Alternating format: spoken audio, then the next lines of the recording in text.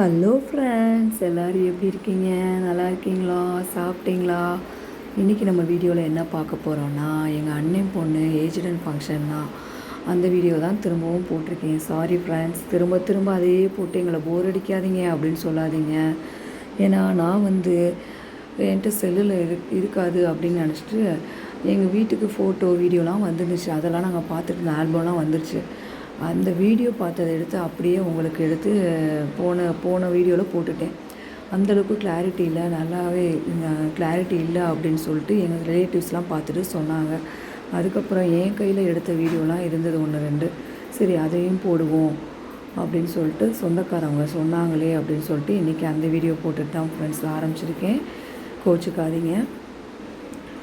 இது பார்த்திங்கன்னா நாங்கள் அந்த சீர் எடுத்துகிட்டு அப்படியே வெளியே இந்த ஸ்ட்ரீட்டை சுற்றி வருவோம்ல, அங்கே வரும்போது என் பையன், என் சித்தி பசங்க, என் அத்தை பசங்க, சித்தி பேரன், அத்தை பேரங்க எல்லாம் வெடி வச்சுட்டு செம்மையாக என்ஜாய் பண்ணி ஜாலியாக என்ஜாய் பண்ணாங்க. ஆனால் பசங்களுக்கு மாதிரி தைரியம் யாருக்குமே இருக்காது ஃப்ரெண்ட்ஸ். ஏன்னா அந்த வெடியெல்லாம் பயங்கரமாக வெடிக்குது. எங்களெல்லாம் லேடிஸ்லாம் ஒரு இடத்துல தள்ளி நின்றுக்கோங்க அப்படின்னு சொல்லிட்டாங்க. நாங்கள்லாம் தள்ளி நின்றுட்டோம். அவ்வளோ தூரம் ஃபோர்ஸாக எங்கள் கிட்ட நெருப்பெல்லாம் விழுகுது. அந்தளவுக்கு பயங்கரமாக வெடித்து தெரிக்குது. ஆனால் பசங்க கொஞ்சம் கூட பயப்படவே இல்லை. அதுங்க பாட்டுக்கு இஷ்டத்துக்கு கையில் பிடிச்சி போடவும் அதுங்களுக்கு ஒரு ஜாலி, ரொம்ப ஜாலி. வெடி வைக்கிறதுனால எல்லாருக்கும் பசங்கன்னா கேட்க வேணாம், ரொம்ப ஜாலியாக தான் என்ஜாய் பண்ணுவாங்க. அதனால் அவங்கெல்லாம் ஜாலியாக என்ஜாய் பண்ணிவிட்டு செம்மையாக என்ஜாய் பண்ணிகிட்டு இருந்தாங்க. நாங்கள் வெடியெல்லாம் வச்சு முடிச்சுட்டு அதுக்கப்புறமா ஃபங்க்ஷன்லாம் ஆரம்பித்து நல்லபடியாக ஃபங்க்ஷன் முடிஞ்சிருச்சு ஃப்ரெண்ட்ஸ். நாங்கள் தான் ஒழுங்காக சரியாக பண்ணலை. என் பிள்ளைங்க, என் ஹஸ்பண்டு எல்லாருமே என்னை திட்டிகிட்டு இருந்தாங்க. நம்ம இருந்து எடுத்து செய்ய வேண்டியதில் நீங்கள் அழுது ஃபங்க்ஷனே மூட் அவுட் பண்ணிட்டீங்க அப்படின்னு சொல்லிட்டு. ஃபங்க்ஷன் முடிஞ்சிருச்சு. எங்கள் சித்தி மறுநாள் ஆஃபீஸ் போயிட்டு பிள்ளைக்கு சும்மா ஸ்நாக்ஸ் வாங்கிட்டு வருமே அப்படின்னு சொல்லிட்டு கேக்கு, பூவு, கொக்கம் டைலாம் வாங்கிட்டு வந்தாங்க. ஆக்சுவலாக அவளுக்கு வர ஸ்நாக்ஸ் எல்லாம் நாங்கள் தான் எல்லோரும் ஷேர் பண்ணி சாப்பிடுவோம். அப்புறமா மறுநாள் புண்ணியதானம் பண்ணலான்னு எங்கள் அப்பா, ஏன்னா நாங்கள் மதுரையில் தானே பண்ணோம், ஃபங்க்ஷன் பண்ண இடத்துலேயே புண்ணியதானம் பண்ணிடணும் அப்படின்னு சொல்லிட்டாங்க. திரும்ப திருச்சி போயிட்டு திரும்ப வரதுனா கஷ்டமே அப்படின்னு சொல்லிட்டு ஒரு ஐயர்கிட்ட கேட்டோம். பண்ணிடலாம் அப்படின்னு சொன்னாங்க. அதுக்காக ஒரு 4-5 நாள் இருந்தோம். நாங்கள் இருந்து சரி புண்ணியதானமும் பண்ணிடலாம் அப்படின்னு சொல்லிட்டு வெயிட் பண்ணிவிட்டு பண்ணிடலாம் அப்படின்னு சொல்லிட்டு அதுக்கு ஒரு புது ட்ரெஸ் எடுக்கலாம் அப்படின்னு சொல்லிட்டு ஜூடியோ, அங்கே பக்கத்தில் எங்கள் வீட்டு பக்கம் ஜூடியோ, ரிலையன்ஸு, சரவணா ஸ்டோர்ஸு, மேக்ஸ் இதெல்லாம் இருந்துச்சு. சரி அப்படின்னு சொல்லிட்டு எல்லா கடையிலையும் போய் தேடி கண்டுபிடிச்சி ஒரு பேண்ட்டும் ஒரு டாப்ஸு சிம்பிளாக புண்ணியதானம் தானே அப்படின்னு சொல்லிட்டு அப்படியே ஜாலியாக என் தங்கச்சி, என் பொண்ணு, என் தம்பி எல்லோரும் காரில் போய் ஜாலியாக போய் பார்த்து, இன்னும் மற்ற தங்கச்சியெல்லாம் இருந்தாங்க. வான்னு கூப்பிட்டதுக்கு எல்லாம் வரல. நீ போயிட்டு வாக்கான்னு அனுப்பிட்டாங்க. சரின்னு சொல்லிட்டு நான் ஜாலியாக வா போவோம், அண்ணன் பிள்ளைக்கு போய் வாங்கிட்டாலாம் அப்படின்னு சொல்லிட்டு நாங்கள் போய் டாப்ஸ்லாம் எடுத்துகிட்டு வந்துட்டோம். இங்கே பாருங்கள், குட்டி பையன் சோஃபாவில் ஏற இறங்க விளையாட அவ்வளோ ஜாலியாக என்ஜாய் பண்ணிகிட்டே தான் இருப்பான். அவங்களோட தாத்தா தான் இவர், எங்கள் சித்தப்பா. இவர் அந்த காலத்துலேயே எம்ஏ பிஎட் முடித்து ஸ்கூலில் டீச்சராக இருந்து ரிட்டையர் ஆகிட்டாங்க. சித்தப்பா கூட இருந்தாங்கன்னா எங்களுக்கு டைம் பாஸ், அப்படி ஒரு டைம் பாஸ். ரொம்ப ஜாலியாக பேசுவார், சிரிக்க வச்சுக்கிட்டே தான் இருப்பாருங்க. அவரை சுற்றி எத்தனை பேர் உட்காந்து, வீட்டில் இருந்த முக்கால்வாசி பேர் வெளியே வந்துட்டோம். அவ்வளோ ஜாலியாக இருக்கும் அவர் இருந்தாருன்னா. ஒவ்வொரு ஜோக் சொல்லிகிட்டே இருப்பார். கவர்மெண்ட் ஸ்கூல் டீச்சராக பசங்கள்லாம் என்னென்ன சேட்டை செய்கிறாங்க, எப்படியெல்லாம் நடந்துக்கிறாங்க அதெல்லாம் பற்றி சொல்லுவார்.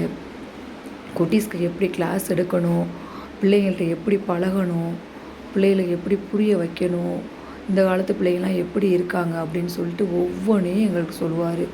இப்படி செய்யுங்க, அப்படி செய்யுங்க, பசங்கள்கிட்ட எப்படி பழகுங்க. எக்ஸாமுக்கெல்லாம் பார்த்தீங்கன்னா என் பையனுக்கெலாம் 10th எக்ஸாம் அப்போல்லாம் இம்பார்ட்டன்ட் கொஸ்டின்ஸ் எல்லாமே அவர்கிட்ட தான் நான் கேட்டுக்கிட்டேன். கடைசி நேரத்தில் தான் அவன் உட்காந்து படித்தான். ஏன்னா என் ஹஸ்பண்டுக்கு அப்போ ஆப்ரேஷன் பண்ணியிருந்தோம், நான் கவனிக்க முடியல. சித்தப்பாட்டை தான் வாங்கி ரெடி பண்ணேன். அடுத்து மறுநாள் பார்த்தீங்கன்னா என் தங்கச்சி கிளம்பிட்டா. சரி அவளுக்கு வெளியே போய் அவளை போய் விடுறதுக்காக என் தம்பி கிளம்புனா, அவனோட பையன் நானும் போவேன்னு சொல்லி ஒரே அழுக. சரி விடலான்னா இந்த மாடு போகவே மாட்டேது. மாடை விரட்டி விட்டு அவங்கள அனுப்பி விடுறது, அந்த பையனை அந்த வண்டியில் உட்காரக்கி வீட்டில் போதும்னு ஆயிடுச்சு. வீட்டில் எல்லா குட்டீஸும் சேர்ந்துக்கிட்டு ஒரு 2 பேர் இருந்தாலே சமாளிக்க முடியாது. 10 குட்டீஸு சமாளிக்க முடியுமா? சண்டை தான்.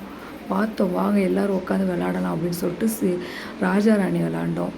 ரொம்ப ஜாலியாக இருந்துச்சு. சின்ன வயசுலலாம் ராஜாராணி எவ்வளோ ஆசையாக விளாடுவோம் தெரியுமா ஃப்ரெண்ட்ஸ். அதே மாதிரி இப்போ நான், என் தங்கச்சி, இன்னொரு தங்கச்சி, அப்புறம் தங்கச்சி பிள்ளைங்க, என் பொண்ணு எல்லோரும் சேர்ந்து ராஜா ராணி விளாடலாம் வாங்க. ராஜா ராணி விளாண்டோம். கார்ட்ஸ் இல்லை இங்கே திருச்சியிலனா வீட்லலாம் எல்லாம் வச்சுருப்போம். இங்கே கார்ட்ஸ் இல்லையா, சரி பல்லாங்குழிலாம் இருந்துச்சு. சரி வாங்க கார்ட்ஸ் விளாட்லாம் அப்படின்னு சொல்லிட்டு ஜாலியாக இருந்துச்சு. அந்த மலரும் நினைவுகள் மாதிரி சின்ன பிள்ளைல நம்ம என்னென்ன செஞ்சோம் விளாண்டோம். சின்ன பிள்ளையில நாங்கள் அப்படி தான் எப்போ லீவுக்கு வந்தாலும் கூட்டமாக உட்காந்துருவோம். சேர்ந்து உட்காந்துட்டு கார்ட்ஸ் விளாட்றது. அங்கே பாருங்கள் மூஞ்சிலாம் எப்படி வீங்கிருக்குதுன்னு பாருங்கள். நைட்டெல்லாம் தூங்க மாட்டோம். நானே தங்கச்சி எல்லோரும் சேர்ந்து அரட்டை, சித்தி எல்லாம் சித்தி 4-5 சித்தி இருக்காங்க. சித்தி எல்லாம் சேர்ந்து அரட்டை அடிச்சுட்டு வெராண்டாவில் தான் உட்காந்து பேசிகிட்ருப்போம். அப்படியே வெராண்டாலேயே சித்தியெல்லாம் டயர்டாகி ஒரு 1 மணி 1:30 வரைக்கும் பேசுவாங்க, தூங்கிடுவாங்க. நானும் என் தங்கச்சியெல்லாம் என்ன பேசுகிறோன்னே தெரியாது, பேசிக்கிட்டே இருப்போம். 3 மணி 4 மணி கூட ஆயிடும். அப்புறம் மத்தியானம் எங்கள் சித்தப்பாவும் எங்கள் அப்பாவும் எப்போவும் அவங்களோட வேலை அந்த இலையை கட் பண்ணி கரெக்டாக வைக்கிறது. கட் பண்ணி கொடுத்தாங்க. சாப்பிட்டு அப்புறம் என் தம்பி ஒய்ஃபை வாங்க என் வீட்டுக்கு போகலாம், பக்கத்தில் தான் இருக்கா, என் வீட்டுக்கு யாரும் வரல, வாங்க போயிட்டு வரலாம் அப்படின்னு சொல்லி கூப்பிட்டா. பாவம் வீடெல்லாம் க்ளீன் பண்ணி நீட்டாக வச்சுருந்தா. நாங்கள் தான் ப்ளே ஸ்கூல் மாதிரி 10 பிள்ளைகளை கூப்பிட்டு போனோமே. க்ளீனாக இருந்த வீடு 5 நிமிஷம் தான். பசங்கள்லாம் போய் அந்த கார் எடுக்க, இந்த கார் எடுக்க, சைக்கிள் எடுக்க, எனக்கு இதைத்தான் உனக்கு அதைத்தான் சண்டை போட்டுட்டு எல்லாம் அந்த வீட்டை க்ளீன் பண்ணி அவ்வளோ நீட்டாக வச்சுருந்தா. வீட்டையே குப்பையாக ஆக்கிட்டாங்க. அதுக்கப்புறம் chicken puffs, veg puffs, egg puffs எல்லாம், கேக்கு, டீ, காஃபின்னு குடிச்சிட்டு ஸ்நாக்டாக சாப்பிட்டு போங்க வாங்கன்னு சொல்லி தான் கூப்பிட்டா. சரின்னு சொல்லிட்டு போயிட்டு அதெல்லாம் சாப்பிட்டுட்டு என்ஜாய் பண்ணிவிட்டு ரொம்ப ஜாலியாக இருந்துச்சு. இது ஒரு எக்ஸ்பீரியன்ஸு. நம்ம எல்லாம் சேர்ந்து போவோம். அவள் வீடு கொஞ்சம் தூரமா அப்படின்னு நடந்து பேசிவிட்டு வாக்கிங் மாதிரி ஜாலியாக வண்டியில் போகலான்னு பார்த்தோம். வேண்டாம்ப்பா பேசிகிட்டே போகலாம் வாங்க அப்படின்னு சொல்லிட்டு ஜாலியாக பேசிட்டு இங்கே பாருங்கள் ப்ளே ஸ்கூல் மாதிரி இருக்குதா, எவ்வளோ நீட்டாக இருந்த வீடு எப்படி ஆக்கி வச்சுருக்காங்க பாருங்கள். குப்பையாக ஆக்கி வச்சுங்க. அவன் நினச்சிருப்பா ஏன்டா இவன் வந்தாங்கன்னு கூட நினச்சிருப்பா. அப்படி குப்பையாக ஆக்கிட்டாங்க. சரி குழந்த இருந்தால் அப்படி தானே, குழந்தைங்கனாலே அதானே. வீடு கச்சன்னு ஆக்கி ஜாலியாக என்ஜாய் பண்ணிச்சுங்க. பிள்ளைங்களுக்கு அது ஒரு என்ஜாய்மெண்ட்டு. அப்புறம் மறுநாள் வீட்டுக்கு வந்துட்டு நாங்கள் சாப்பிட்டுட்டு மறுநாள் காலையில் கிளம்புவோம், வீட்டை பார்த்து கிளம்புவோம் அப்படின்னு சொல்லிட்டு நாங்கள் திருச்சி கிளம்பிட்டோம். பார்த்தீங்கன்னா குட்டீஸ் எல்லாம் பின்னாடி தான் எப்போயும் உட்காந்து வருங்க. இன்றைக்கி லக்கேஜ்லாம் இருக்குது, அதெல்லாம் நல்லா கவர் பண்ணி இருக்குது, கொஞ்சம் அதெல்லாம் பார்த்துக்கணுமே அப்படின்னு சொல்லிட்டு குட்டீஸ் எல்லாம் முன்னாடி உட்கார வச்சுட்டு நானும் என் பொண்ணு பின்னாடி உட்காந்துட்டு திரும்ப திருச்சிக்கு ரிட்டன் கிளம்பிட்டோம். அடுத்து ஒரு 10 days ரிட்டன் திரும்ப வருவோம். அந்த புண்ணியதானம் பண்ணணுன்னு சொல்லியிருக்காங்களே. ஏன்னா ஃபஸ்ட்டு புண்ணியதானம் பண்ணணுன்னு தான் நாங்கள் அன்றைக்கி 5 நாளில் இருந்தோம். ஆனால் அப்புறம் ஒரு ஐயர்கிட்ட கேட்டதுக்கு அந்த ஐயர் சொல்லிட்டாரு, இல்லை இப்போ பண்ணக்கூடாது, 30 தான் பண்ணணும்னு சொல்லிட்டாரு. அப்புறம் என்ன கிளம்புவோன்னு சொல்லிட்டு நாங்கள்லாம் கிளம்பிட்டோம். இன்னும் ஒரு 10 days 15 days திரும்ப ரிட்டர்ன் வந்து புண்ணியதானம் ஃபங்க்ஷன் வைக்கணும். மதுரைக்கு தான் வரணும். அங்கே வந்து தான் புண்ணியதானம் பண்ணணும். ஓகே ஃப்ரெண்ட்ஸ், அடுத்த வீடியோவில் பார்க்கலாம். பாய். என் வீடியோ பார்க்குறவங்க லைக் பண்ணுங்கள், ஷேர்